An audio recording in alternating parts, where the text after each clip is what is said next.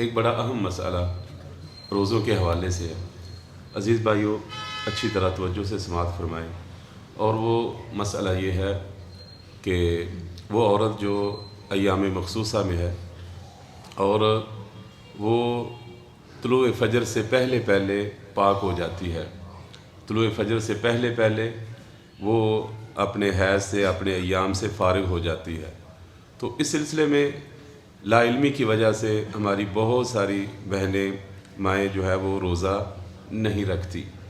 اسی طرح وہ بھائی جن پر غسل جنابت فرض ہوتا ہے، تو اگر وہ فجر طلوع ہو جاتی ہے یعنی اذان کا وقت داخل ہو جاتا ہے، تو وہ سمجھتے ہیں کہ شاید اب ہمارا روزہ درست نہیں ہے۔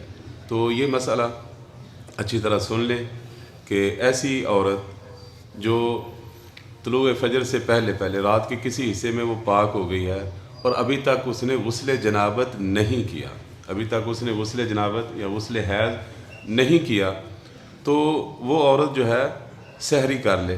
وقت تھوڑا ہے، پہلے وہ کیا کر لے؟ سحری کا۔ اگر وقت زیادہ ہے کوئی حرج والی بات نہیں، وہ غسل کر لے، اس کے بعد پھر وہ سحری وغیرہ کا اہتمام کرے۔ اگر وقت تھوڑا ہے تو پہلے کیا کرے؟ وہ سحری کر لے، اور سحری کرنے کے بعد اگر وقت ہے تو فجر سے پہلے غسل کر لے، اگر وقت نہیں ہے تو فجر کے طلوع ہونے کے بعد بھی یعنی اذان کے بعد بھی وہ غسل کر سکتی ہے، اس میں کوئی حرج والی بات نہیں ہے۔ اسی طرح وہ شخص جس پر جنابت کا غسل لازم ہے اپنی بیوی کے ساتھ، یا اسی طرح رات کو احتلام کی صورت میں، اب وہ اس وقت اٹھا ہے کہ جب روزہ بند ہونے میں تقریباً 15-20 منٹ، آدھا گھنٹہ باقی ہے، تو اب کیا ہے کہ وہ اگر غسل کرتا ہے تو ممکن ہے کہ اس سے سحری چھوٹ جائے، تو وہ کیا کرے؟ پہلے سحری کر لے، کوئی حرج والی بات نہیں ہے، اور غسل کو لیٹ کر لے، غسل کو لیٹ کرنے میں بھی کوئی حرج والی بات نہیں ہے۔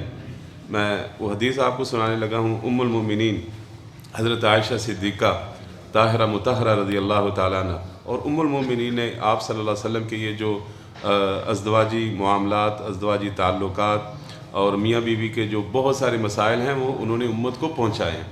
تو وہ فرماتی ہیں کہ بعض دفعہ ایسا بھی ہوتا تھا کہ اللہ کے رسول صلی اللہ علیہ وسلم وہ جنابت کی وجہ سے آپ پر غسل واجب ہوتا تھا، جنابت کی وجہ سے آپ پر غسل واجب ہوتا تھا، تو آپ صلی اللہ علیہ وسلم صبح جب بیدار ہوتے تو پہلے آپ سحری تناول کرتے اور بعد میں آپ صلی اللہ علیہ وسلم غسل کر لیا کرتے۔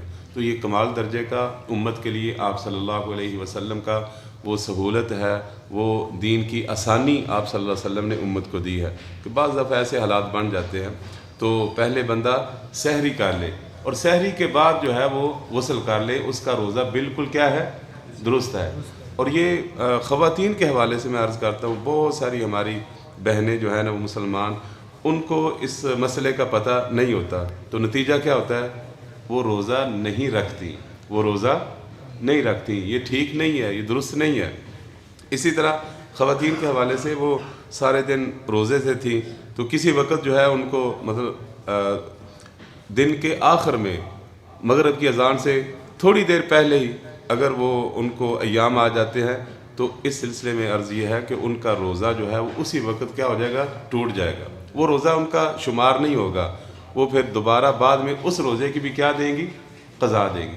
لیکن جو میں مسئلہ آپ کو سمجھانا چاہتا ہوں وہ یہ ہے کہ حیض اور نفاس والی عورت، یا اسی طرح کسی پر وہ غسل جنابت ہے، چاہے وہ مرد ہے یا عورت ہے، تو وہ رات کو یعنی سحری کے وقت لیٹ اٹھا ہے، وقت تھوڑا ہے، تو اگر وہ غسل کرتا ہے تو سحری رہنے کا خدشہ ہے، اگر وہ سحری کرتا ہے تو غسل رہ جائے گا، تو اس صورت میں وہ کیا کرے؟ سحری کرے۔ کیا کرے گا؟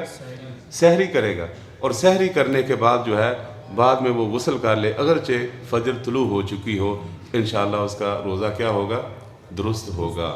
اور اس دن وہ بات ہو گئی تھی کہ دوران روزہ دن میں کسی ٹائم جو ہے وہ کسی کو احتلام وغیرہ ہو جاتا ہے، تو اس صورت میں اس کے روزے پر کوئی فرق نہیں پڑتا، وہ غسل کر لے اور وہ اپنے روزے کو جاری رکھے۔ یہ اس کے اختیار سے نہیں تھا، اگر اس کے اختیار سے ہوتا، اس نے مثلاً کہ کوئی ایسا شہوت والا کام کیا، اس کی منی نکلی ہے، اس صورت میں اس کا روزہ کیا ہو جائے گا؟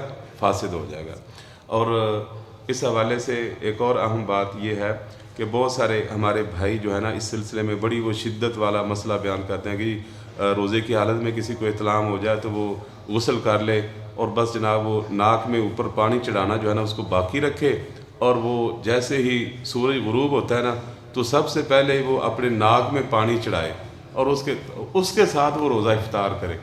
یہ اللہ کے بندو، یہ اللہ کے رسول صلی اللہ علیہ وسلم نے تو نہیں فرمایا اتنی شدت، اور یہ مسئلہ آپ صلی اللہ علیہ وسلم نے امت کے لیے تو آپ نے آسانیاں بیان فرمائی۔ رات کو آپ صلی اللہ علیہ وسلم پر غسل جنابت تھا، آپ نے غسل نہیں کیا، آپ نے اس کو مؤخر کیا ہے۔ روزے کی حالت میں آپ صلی اللہ علیہ وسلم نے جو ہے روزے کے وقت میں آپ نے غسل جنابت کیا ہے، تو ایسا کوئی مسئلہ نہیں ہے۔ بڑی وہ شدت۔ ایک بھائی نے سوال کیا کہ جی میں وہ اس طرح میرے ساتھ ہوا تو پھر میں نے وہ بھول گیا، میں مغرب ٹائم بھی اگلے دن پھر روزہ رکھ کہ میں پاک بھی ہوا ہوں کہ نہیں۔ او بھائی پاک ہو، آپ نے جب غسل کر لیا تو آپ کیا ہو گئے ہو؟